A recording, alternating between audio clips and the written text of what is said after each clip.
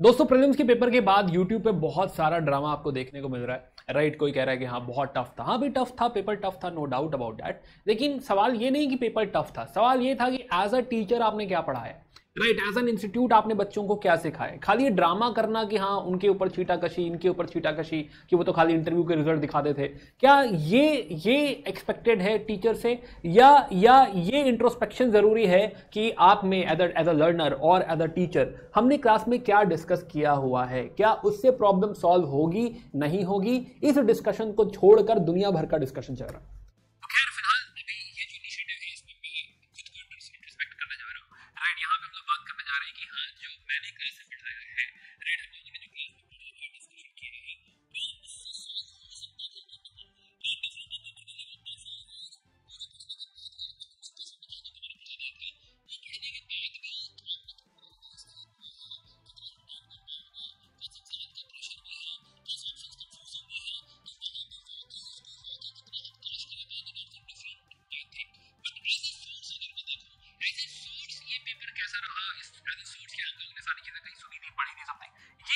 Discuss करने जा रहे हैं, इस पेपर को सॉल्व करके देखते हैं, राइट। और सोर्स में यूज करूंगा पीडब्ल्यू के बैचेस जो मैंने अभी रिसेंटली पढ़ाए। तो hi Abhishek Shrivastava, the core faculty of UPSC वाला, राइट। मैं हिस्ट्री और कल्चर पढ़ाता हूं। एंशिएंट इंडिया के ओवरऑल 6 सवाल है, मिडिवल इंडिया से 3 सवाल हैं, कल्चर के 2 सवाल हैं। हालांकि ये बाउंड्री बनाना बहुत मुश्किल होता है, but still I tell you ये बाउंड्री मैंने कैसे बनाई। तो 2 सवाल मैं कल्चर के मान रहा हूं, 3 सवाल मॉडर्न इंडिया के, राइट। टोटल 14 सवाल का हम यहाँ पे कैलकुलेशन करने जा रहे हैं। पहला सवाल है कि भाई धन्य कटका जहां पे मां संगिका का उदय हुआ है, कहां पे है, ये लोकेशन क्या है। लोकेशन बेस्ड सवाल है। क्लास में मैं कई बार कहता हूं कि लोकेशन बेस्ड सवाल आएंगे, बट क्या मैंने पढ़ाया है? मैंने ये पढ़ाया है कि धरनी कोटा जो है, धरनी कोटा आंध्रा में है, अमरावती का ही नाम धरनी कोटा, ऐसी बातें मैंने पढ़ाई। बट क्या मैंने ये पढ़ाया है कि महासंघिकास का उदय इसमें हुआ था? अनफॉर्चुनेटली नो, राइट, मैंने नहीं पढ़ाया हुआ है। तो ये जो पहला सवाल है डेफिनेटली मेरे लिए भी बाउंसर है, गूगली है, मैंने नहीं पढ़ाया है ना, मेरी मिस्टेक है, सॉरी। तो यस, तो एंशिएंट का पहला सवाल यस हम नहीं कर पाए, राइट, सॉरी। खैर दूसरे सवाल पे आते हैं। दूसरा सवाल जो है अगेन एंशिएंट का ही सवाल है, इसे कल्चर का सवाल कहना चाहिए क्योंकि इसमें कल्चर थोड़ा सा टेक्निकल बात है। जहां पे एंशिएंट रिलेटेड कल्चरल कंट्रीब्यूशन है हम कह सकते हैं एंशिएंट का है, बट जहां पे थोड़ी टेक्निकल बातें हैं हम कह देंगे कि ये कल्चर का सवाल है। तो this is how I am saying कि कल्चर का सवाल है। नाउ पहला ऑप्शन था कि the concept of stupa is Buddhist in origin. हालांकि ये काफी बेसिक सवाल है, इसमें कोई बहुत जो है टफनेस नहीं थी, बट पहला ऑप्शन काफी चौंका देने वाला है, काफी कंफ्यूज करने वाला है। तो पहला ऑप्शन देखिए, तो ये मेरी एंशिएंट की क्लास है, लेक्चर नंबर 12, राइट, संकल्प बैच। अच्छा बाय द वे संकल्प बैच की मैंने ज्यादा स्क्रीनशॉट इससे यूज की है क्योंकि पहला बैच था पीडब्ल्यू में। अगर ये पढ़ाया है तो टाइटन में तो पढ़ाया ही होगा, ऑब्वियस है। बस मैंने टाइटन के भी यूज करे, वही आपको ना लगे कि हाँ सर जो है हमारे बैच का आपने यूज नहीं किया है। तो ये जो है लेक्चर 12 जो एंशिएंट इंडिया, ये कहीं आई थिंक नवंबर दिसंबर की बात है, राइट, जहाँ पे हम लोग ये पढ़ रहे थे। तो यहाँ पे मैंने बताया था कि स्तूपा जो है ना, क्यों जब बुद्धा की डेथ हुई तो उन्होंने क्या बताया स्तूपा के बारे में। और स्तूपा ओरिजिनली जो है वो फायर के शेप को कहा जाता है, वैदिक ओरिजिन है।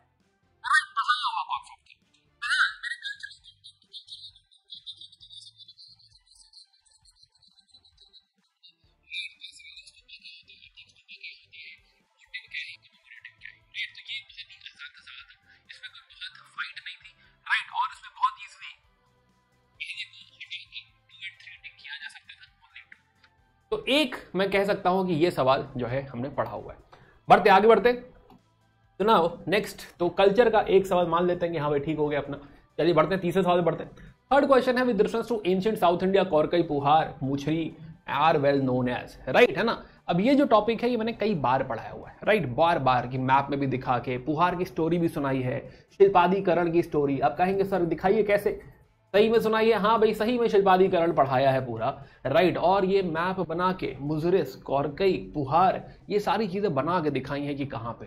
This is again same ancient India, same batch, lecture number 23, right, 150 की टाइमिंग है और यहाँ पे ये पूरा मैंने पढ़ाया हुआ है, राइट। इसी क्लास में आप देखिए, तो बाय द वे एंशिएंट का एक और सही मान लेते हैं, राइट। अगला आगे बढ़ते हैं तो एक और संगम का सवाल है। Bye the way Sangam current affair में था, काशी संगम मोदी जी ने किया था, राइट, तो वहां से संगम की बात आई थी। तो संगम की क्लास में भी मैंने स्क्रीनशॉट दिखाया था कि देखिए करंट अफेयर में है, डिस्कशन चल रहा है समथिंग। बट फिलहाल एक और सवाल आया वताकी रूतल, जो काफी लोगों ने कहा सर ये टफ सवाल है। हाँ भाई टफ सवाल है, वताकी रूतल पूछ लिया इसमें, राइट। क्या हमने पढ़ा हुआ था, आइए देखते हैं। तो ये उसी क्लास का 8 मिनट बाद का डिस्कशन है। वताकी रूतल हमने बात करी थी कि हाँ इस लड़ाई में जो राजा था, राजा ने जाके सुसाइड कमिट कर ली, right, and this process is called as Vadakkiruttal. क्या आपने पढ़ा हुआ सवाल था? ये भी पढ़ा हुआ था, वही एंशिएंट इंडिया संकल्प का बैच, राइट है ना। तो ये आपका किंग जो है, किंग की defeated in a battle committing ritual suicide right by starving himself to death, this is called as Vadakkiruttal. पढ़ा हुआ सवाल था अपना, तो हाँ भाई एंशिएंट का एक और अपना पढ़ा हुआ सवाल था। चलिए बढ़िए आगे बढ़ते हैं, ठीक है, यहाँ तक ठीक दिख रहा है। नाउ एक मिडाइवल का सवाल आया, consider the following dynasties, Hoysala, Gahadavala, Kakatiya, Yadavas, right. अब जब हम लोगों ने मिडाइवल पढ़ी थी तो मिडाइवल को 3 पार्ट में डिवाइड किया था। ए जोन 750 तक, बी जोन हमारा 1000 तक, और 1000 से 1200 को हमने सी जोन कहा था, राइट। अब यहाँ पे देखिए, तो यहाँ पे आप पाएंगे कि हाँ इस, और ये टाइमलाइन एक बार नहीं बनाई थी, राइट, ये टाइमलाइन हर क्लास में बनाते थे हम लोग, और हमने डिस्कशन किया था कि भाई यहाँ पे हमें देखिए होसालास दिख रहे हैं, यहाँ पे गढ़वालास दिख रहे हैं, तो ये ऑलरेडी आपके 1000 के पार आ गया, 2 ऑप्शन बाहर हुए, राइट। प्लस इसी में जब हम लोग और टाइम में आगे बढ़े, जब दिल्ली सल्तनत की बात कर रहे थे, तो ककटियास, यादवास, पांड्यास की बात करी हमने, राइट। मैप में भी दिखाया आपको कि यादवास हैं, ककटियास हैं, एटसेट्रा। तो क्या चारों ही ऑप्शन गलत दिए हुए हैं? क्या चारों ही यहाँ पे एग्जिस्ट नहीं करते? तो चारों ही गलत दिए हुए हैं, चारों ही 8th सेंचुरी में। सवाल था कि इसमें से कौन सा 8th सेंचुरी में एग्जिस्ट करता है, चारों ही एग्जिस्ट नहीं करते, ये भी अपना पढ़ा हुआ सवाल था। खैर चलिए, यहां तक लक हमारा ठीक जा रहा है, तो मिडाइवल अपना पढ़ा हुआ सवाल आया। चलिए आगे बात करते, कल्चर की बात करते। एक और कल्चर का सवाल, देवी चंद्रगुप्तम, राइट, क्या बिल्हाना ने लिखी है, हमीर महाकाव्य, मिलिंद पन्हो, नीति वाक्यवृता, सोमदेव सूरी।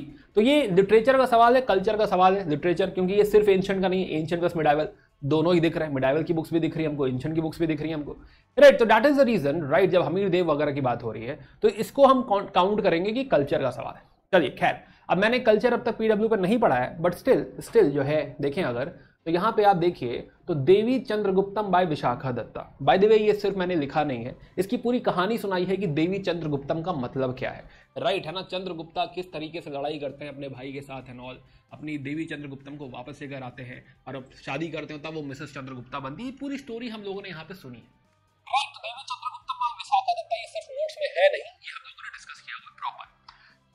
सिमिलरली अगेन संकल्प बैच है, राइट, 25वां लेक्चर है ये संकल्प, ये एंशिएंट मिडाइवल का, तो 25वें लेक्चर में ये डिस्कशन हमने गुप्ता का करा हुआ है। Similarly Milind Panho by Nagasena and Nagarjuna, again Nagasena और नागार्जुन, नागसेन का नाम नागार्जुन भी है, बट ये जो नागसेना है ये नागसेना ही है, हिस्ट्री में अगर इनका नाम लेंगे तो नागसेन ही कहा जाएगा। इनफैक्ट हमने डिस्कस भी किया है कि नागसेना नागार्जुन 2 लोग हैं, और दूसरा वाला नागार्जुन भी हमने पढ़ा था, राइट, कि हाँ भी मध्यमाका वगैरह के जो प्रपाउंडर है, सत्य सहसिता, प्राण परामिता डिटेल में बात करी थी हमने कि क्या होता है, राइट। तो ये क्या नागार्जुन द्वारा लिखी गई है? तो हाँ टेक्निकली नहीं लिखी गई है, बट हाँ अब ये यूपीएससी के पर्सपेक्टिव पे डिपेंड करता है ये सवाल, कि हाँ यूपीएससी कहेगा नहीं नागसेना का एक और नाम नागार्जुन भी है, कहा जा सकता है, दोनों सेम हो सकते हैं, राइट। तो अब ये डिबेटेबल है हिस्ट्री में, राइट, इस पर काफी जो है रिसर्च पेपर्स हैं। तो फिलहाल पढ़ा हुआ है, बट क्या हम इससे सॉल्व कर पा रहे हैं? इससे सॉल्व कर पाना मुश्किल है, 2 किताबें और हैं, पार्शियली पढ़ा हुआ है, तो क्या इसको माने कि हम कर पाएंगे? नहीं, इसको पार्शियली में डाल देते हैं कि पार्शियली पढ़ा हुआ है,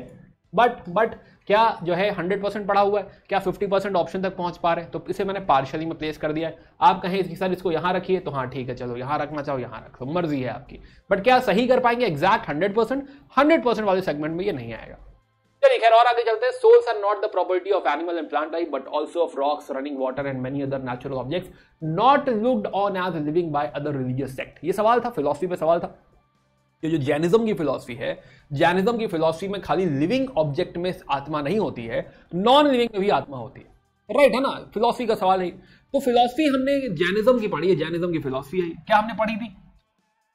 क्या जैनिज्म की फिलॉसफी हमने पढ़ी है? तो हाँ जैनिज्म की फिलॉसफी हमने ये नहीं, इसके आगे डिटेल में पढ़ी हुई है, राइट। ये तो बहुत ही छोटा सवाल पूछा था इन्होंने, राइट। ये तो बिल्कुल बेसिक सवाल पूछ दिया था कि हाँ भाई जीव है, सोल है, बाकी जो नॉन लिविंग है वो सारे सेपरेट है, राइट है ना, और फिर इन दोनों का कॉम्बिनेशन। इसके आगे हम लोगों ने जो है शायदवाद पढ़ा हुआ है, सप्तभंगी न्याय पढ़ा हुआ है, राइट। इसमें उत्सर्पिणी अवसर्पिणी पढ़ा हुआ है, तो ये तो बहुत डिटेल में फिलॉसफी हम लोगों ने पढ़ी हुई थी। इनफैक्ट ये वाली फिलॉसफी आपकी जो है यूट्यूब पे भी एग्जिस्ट करती है, यूट्यूब पे भी पढ़ा है मैंने जैनिज्म, वहां पे भी आप देखना चाहे देख सकते हैं। तो बहुत डिटेल में फिलॉसफी हम लोगों ने ये पढ़ी हुई है, राइट। तो क्या ये अपना सवाल था? ये प्योरली अपना सवाल था, ये तो गलत कर ही नहीं सकते थे। तो एक और सवाल सही कर लेते हैं, 7वां सवाल, ये भी हमें ठीक दिख रहा है, अपना पढ़ा हुआ सवाल था। ना अगेन देखो, ये बात नहीं है कि हाँ अगर मैंने पढ़ा दिया है तो तुम सही ही कर लोगे, मैं एग्री कर रहा हूँ, पेपर टफ है, राइट। जिस हिसाब से पूछ रहा है गलती करने के चांसेस हैं, यस गलती करने के चांसेस हैं। आपने कितना रिवाइज किया हुआ है, कितना उस समय फ्रेश आपको याद है, वहाँ प्रेशर में भी होते हो, तो इट इज़ नॉट लाइक कि मैं ये कह रहा हूँ कि आप सही ही कर लेंगे, राइट। मैं ये कह रहा हूँ कि हाँ पढ़ा है, सही किया जा सकता है, हाँ सही किया जा सकता है, राइट, है ना। ये पॉइंट डेफिनेटली पेपर टफ है, डेफिनेटली जो है यू नो जिस तरह से इसको फ्रेम किया गया है काफी टफ है, एलिमिनेशन नहीं लग रहा है तो नो डाउट टफ है। 2 किताब करने के बाद भी मैं कह रहा हूं कि हाँ इसको इधर रखो या इधर रखो, राइट। एलिमिनेशन टेक्निक होती तो हम शायद ये शोर शॉट मार देते कि हाँ जो है मिलिंद हो या जो है ये देवी चंद्र गुप्ता, उस हिसाब से हम क्लियर कर लेते, बट नहीं हो रहा है तो उसे गलत में ले लेते हैं, चलिए इधर रख लेते हैं, कोई बात नहीं। खैर और आगे बढ़ते हैं। तो एक विजयनगर अंपायर के जो है के ऊपर सवाल था ना। विजयनगर अंपायर अगेन हम लोगों ने बहुत डिटेल पढ़ी है, खाली देवराय 1, देवराय 2, अब्दुल रज़ाक की कहानी तक हम लोगों ने पढ़ी हुई है, राइट। तो इसमें पूछा गया था कि तुंगभद्रा के ऊपर डैम किसने बनवाया, ये कैनाल कम एक्वेडक्ट वगैरह किसने बनवाया हुआ है, ऐसा सवाल पूछा हुआ था। क्या हम लोगों ने पढ़ा था, आइए देखते हैं ना। तो हमने बात करी थी देवराया की, देवराया 1, और मैंने कहा था ये पहले देव बाबू हैं, इसीलिए हमने यहाँ पे दिलीप कुमार की फोटो यूज करी थी कि देव बाबू। अब देव बाबू ने क्या इरिगेशन वर्क काम किया हुआ है तुंगभद्रा के ऊपर, यस। नॉट ओनली दिस, हमने पूरा माइंड मैप बनाया था देवराय 1 में क्या क्या किया हुआ है, राइट, है ना। कि हाँ तुंगभद्रा पे है, हरिभद्रा पे है, डैम बना रखा है उन्होंने, अब्दुल रज़ाक इनके टाइम में आएंगे, इनकी जो है बैटल्स थी उसका सब का डिस्कशन किया हुआ था। तो क्या ये डिटेल डिस्कशन था, हाँ ये काफी डिटेल डिस्कशन था, ये मिस ही नहीं हो सकता था अगर आपने रिवाइज किया होता, राइट। तो फिर क्या हम मार्क कर सकते हैं देवराय 1, क्या ये सवाल अपना सवाल था, बिल्कुल ये सवाल अपना सवाल है, आराम से जो है इसको मार्क किया जा सकता है। तो चलिए एक और टिक कर लेते हैं कि भाई ठीक है ये भी सवाल किया जा सकता था, जांच किया जा सकता था, बाकी रिवीजन पे था। चलिए अगले सवाल पे आते हैं। ये सवाल काफी डिबेटेबल सवाल है कि गुजरात ने सरेंडर कर दिया दीव पोर्चुगीज को, ऐसा किस राजा ने किया, अहमद शाह, महमूद बेगाड़ा, बहादुर शाह, मोहम्मद शाह। नाउ अगेन ये थोड़ा माइनर डायनेस्टी है, छोटी डायनेस्टी है। अब जब हम हिस्ट्री पढ़ते हैं तो ऐसा जरूरी नहीं ये सारी डायनेस्टीज ही पढ़ सके। क्या मैंने पढ़ाया, बताता हूं मैंने क्या किया।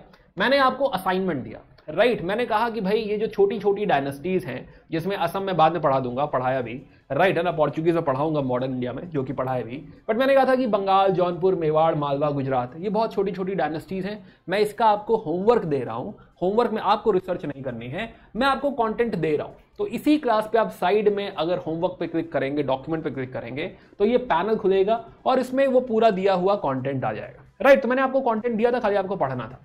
चलिए कोई बात नहीं, अभी देखते हैं अभी रुकिए, है ना, रुको जरा अभी देखो थोड़ा, है ना। तो इसी स्लाइड को थोड़ा सा मैं जूम कर रहा हूँ, ये वाली स्लाइड है, इसी को जूम कर रहे हैं। तो इस स्लाइड को थोड़ा जूम कर रहे हैं, ओरिजिनल कंटेंट यूज करते हैं। तो आप देखेंगे कि यहाँ पे अहमद शाह की बात है, राइट, अहमद शाह की बात है, मोहम्मद शाह की बात है। अब ये बच्चा जानता है, ये सब हमने बहुत डिटेल में चीजें देखी हैं कि पोर्चुगीज इंडिया जो आए हैं वो आए हैं 1498, वास्को दा गामा, कैलीकट में एंट्री, है ना, ये सब सबको पता है। तो 1498 से पुरानी कहानी है अहमद शाह और मोहम्मद शाह की, तो ये दोनों तो नहीं हो सकते। यानी डाउट किस पे है, महमूद बेगाड़ा पे, बहादुर शाह पे, राइट, है ना। चलिए आपने अगर नहीं भी पढ़ा तब भी बताता हूं, बट फिर भी देख लेते हैं कि हाँ क्या हमने कंटेंट देखा था। चलिए अब इसी में एक और स्लाइड है महमूद बेगाड़ा की। महमूद बेगाड़ा की साइड ओपन करिए। तो महमूद बेगाड़ा की आप स्लाइड ओपन करेंगे तो आपको पता चलेगा, और इनफैक्ट ये हमने पोर्चुगीज में भी पढ़ा हुआ है कि हाँ दीव की लड़ाई हुई है 1507 में लोगों की लड़ाई हुई है, और 1507 की लड़ाई के बाद, ध्यान से देखिए, 1507 की लड़ाई के बाद जब बेगाड़ा हार जाते हैं तब वो फैक्ट्री साइट देते हैं दीव पे, Diu as a factory site इसको देते हैं, right. Now this is a factory site. क्या ये सरेंडर है, अब ये यूपीएससी के पर्सपेक्टिव पे डिपेंड करता है। यूपीएससी कहेगा हाँ इसको भी सरेंडर मानते हैं, तो हाँ भाई ठीक है, कह देंगे सरेंडर है भाई, राइट। बट अभी कहानी खत्म नहीं हुई है, वेट करो। तो फिलहाल हमें पता चला कि फैक्ट्री साइट दी है, दिस इज नॉट सरेंडर, तो we will not call this as surrender, we should not call this as surrender. Again reason है, अभी भी रीजन है, अभी सवाल खत्म नहीं हुआ है। तो फिलहाल हमें पता चला कि महमूद बेगाड़ा की ऐसी कोई दीव की कहानी थी पोर्चुगीज के साथ, ये बात सही है, राइट। ना अब चलते हैं जरा अपने अगले चैप्टर पे, मुगल्स पे, जहां पे हम बात कर रहे थे बहादुर शाह की हुमायूं के साथ, राइट। और यहां पे हम लोग बात कर रहे थे कि बहादुर शाह ने हुमायूं से लड़ने के लिए मदद मांगी पोर्चुगीज से और वादा किया दीव का, राइट, है ना, वादा किया दीव का, राइट। अब ये बात जो है, ये बात हमें कनेक्ट करनी चाहिए कि अगर दीव अब तक बहादुर शाह के पास ही है, इसका मतलब सरेंडर नहीं हुआ है। यहां पे सरेंडर होगा या यहां पे दिया जा रहा है, यानी टेक्निकली सही ऑप्शन क्या है, बहादुर शाह है, राइट है ना, यानी कि ये जो बहादुर शाह की कहानी हमने मुगल से पढ़ी है, this tells the real story कि Bahadur Shah is the real answer, right answer. और इसी चक्कर में पूरी कहानी सुनी थी हमने, इसी चक्कर में बहादुर शाह को पोर्चुगीज मार देते, पानी में बुलाते मिलने के लिए और फिर वह पानी में गिरा देते या गिर जाते पता नहीं, लेकिन हाँ ये यहाँ पे बहादुर शाह की डेथ 1937 में इसी चक्कर में होती है बिकॉज पोर्चुगीज और उनका डिस्कशन चल रहा था। ये कहानी इन तीनों लोगों की कहानी हमने सुनी है क्लास में, यस हमने पढ़ी हुई है, right. This is medieval India lecture 15। हम बात कर रहे थे मुगल्स की, हुमायूं की कहानी में सुना था हमने। तो क्या ये सवाल किया जा सकता था पूरे कॉन्फिडेंस के साथ? यस ये सवाल किया जा सकता था, राइट। अंटिल अनलेस यूपीएससी कहे कि फैक्ट्री साइड को हम सरेंडर मानेंगे, राइट, अंटिल अनलेस वो सिचुएशन है तो we are very very sure कि आंसर इसका महमूद जो है बहादुर शाह है, राइट है ना। तो सही है, लेकिन फिर भी एक थोड़ा सा 5% डाउट कि हाँ लोगों ने कहा है कि सर नहीं ये भी हो सकता है, तो 5% डाउट वो थोड़ा सा है। तो 9 सवाल हमने देखे, 10वें सवाल पे आते हैं। 10वां मॉडर्न का बहुत ही सवाल है कि सर ये बता दीजिए कि गवर्नर जनरल ऑफ बंगाल के governor general of India, right. अब ये सवाल थोड़ा सा दुख होता है सवाल देख के कि इतनी मेहनत करने के बाद, सारे आप कितने डिटेल में पढ़ने के बाद है ना, 1833 का act governor general of India हो गए हैं, राइट। 1833 का एक्ट क्या क्या हुआ है, उसमें प्रोसेस क्या है, समथिंग इतना कुछ समझने के बाद governor general of Bengal became governor general of India, ये हेडिंग का सवाल पूछ लिया, इसे क्या ही गिने, बट हाँ चलो ठीक है, तो चलो एक सवाल और जोड़ देते हैं कि हाँ ये भी सही है। तो 1833 का एक्ट है टेक्निकली, अपना सवाल ये सही है। चलिए बढ़ते और आगे बढ़ते। With reference to the Indian history Alexander Rea, H Longhurst, Robert Sewell, James Burgess and Walter Elliot, right. अब पूछा गया है कि भाई ये लोग कौन है। नाउ अगेन जब हम लोग जनरल स्टडीज की पढ़ाई करते हैं तो हम इस तरह से किसने क्या कंट्रीब्यूट किया बहुत ज्यादा इसे नहीं देखते, ऑनेस्टली। इवन इन बुक्स में भी आप देखेंगे तो हाँ इसका डिस्कशन बहुत ज्यादा नहीं होता कि भाई किसने एक्सकेवेट किया है या किसने कंट्रीब्यूट किया है, इसका डिस्कशन बहुत कम देखने को मिलता है। बट फिर भी आइए समझते हैं कि क्या हम ये सवाल सॉल्व कर सकते थे। तो जो है आर्कियोलॉजिकल पहली क्लास, संकल्प की पहली क्लास, और मैंने कहा था कि यहाँ पे आर्कियोलॉजिकल सर्वे ऑफ इंडिया के डायरेक्टर्स लिखे हैं मैंने, अगली साइड में 2 4 5 और नाम थे, और मैंने कहा था रिकॉग्नाइज कर सको, वैसे यूपीएससी नहीं पूछता है मेरे हिसाब से नहीं पूछता है, तो मैंने कहा था कि हाँ बस देखे रहो, रिकॉग्नाइज कर सको इतना रखना। तो रिकॉग्निशन पे ही सवाल था, जेम्स बर्गेस, राइट है ना भाई। मेरा मैं जिस लेवल के हिसाब से सोच रहा था तो मुझे लग रहा था कि नहीं पूछना चाहिए, बट फिर भी क्या जेम्स बर्गेस पूछा है, तो जेम्स बर्गेस पूछा हुआ है, राइट। बाकी अगर आपने विजयनगर एक्सकेवेशन वगैरह पढ़ा है तो आप और लोगों को भी रिकॉग्नाइज कर सकते हैं, बट स्टिल जो है हम कह सकते हैं कि हाँ ये आर्कियोलॉजिकल एक्सकेवेशन। बट सवाल टफ है, टफ है जनरल स्टडीज के लिए। ऑप्शनल में भाई आप पढ़ते हैं कि किसने खोदा, किसका व्यू है, समथिंग इंपॉर्टेंट हो जाता है ऑप्शनल में, but not in general studies. तो सवाल काफी टफ है, और मैं ये भी कह रहा हूं कि हाँ ये जहां से मैं मान रहा हूं कि इसको किया जा सकता था, ये रिकॉग्नाइज करना भी आसान नहीं। मैं खुद भी एक्सपेक्ट नहीं करूंगा कि सवाल पूछा जाएगा, बट फिर भी अपनी क्लास का सवाल है, कंटेंट का सवाल है, चांसेस थे, हाँ चांसेस थे, राइट। तो फिर भी एंशिएंट में लिख देता हूं कि हाँ जो है ये भी पॉसिबल सवाल है, कंटेंट में एटलीस्ट है, राइट। अब अगेन इसका मतलब ये नहीं कि सही हो ही जाएगा। चलिए खैर आगे बढ़ते हैं, अगला सवाल उठाते हैं यूपीएससी प्रीलिम्स का अपना 62 नंबर पे सवाल है। बेसनगर शैवाइट केव जो है श्राइन है, और भाजा बुद्धिस्ट केव श्राइन है, और Sittanavasal Jain cave shrine. Now again Besnagar की जब हमने बात करी तो हम लोग बात कर रहे थे सुंगास की, सुंगास का डिस्कशन था Besnagar, right. This discussion was about कि हाँ भाई जो हेलियोडोरस हैं वो आते हैं बेसनगर पे पिलर लगाते हैं, यानी विदिशा के ऊपर पिलर लगाते हैं, और ये गरुड़ पिलर है। तो ये जो एरिया है टेक्निकली पहले बुद्धिज्म के लिए जाना जाता था, बट अब ये एरिया जो है अब ये जाना जाता है वैष्णविज्म के लिए, राइट है ना। गरुड़ पिलर लगाया है, गरुड़ मतलब भगवान विष्णु का जो है ये भगवान विष्णु का वाहन है गरुड़, तो गरुड़ पिलर की बात है। वहीं पे गुप्ता पीरियड में हमने बात करी थी कि भाई यहीं पे उदयगिरी केव है, राइट, और उदयगिरी केव वाराहा पैनल के लिए जानी जाती है, राइट। तो यहां पे सवाल में देखो, सवाल जो है सवाल पूछ रहा है कि भाई शैवाइट केव श्राइन है, well known for. Now well known जो है ये थोड़ा सा चौंका देने वाला है, थोड़ा सा कंफ्यूज करता है कि वेल नोन, तो वेल नोन तो देखो वैष्णविज्म के लिए जाना जाता है, शैविज्म के लिए नहीं जाना जाता। बट क्या शैव जो है शैविज्म रिलेटेड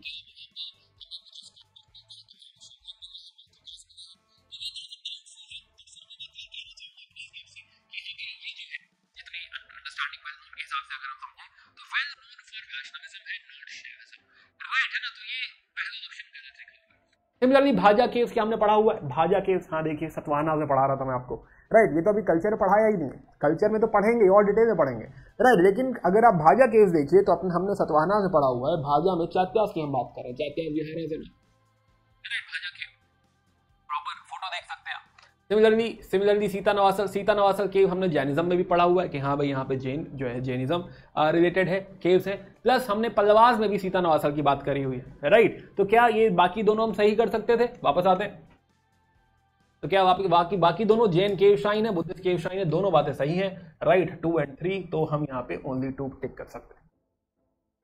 चलिए, तो फिलहाल इस आंसर को भी जो है आराम से किया जा सकता था, आराम से तो नहीं कहना चाहिए, पेपर टफ ही है, लेकिन फिर भी चलिए। तो ये एक जो है हमने और टिक किया।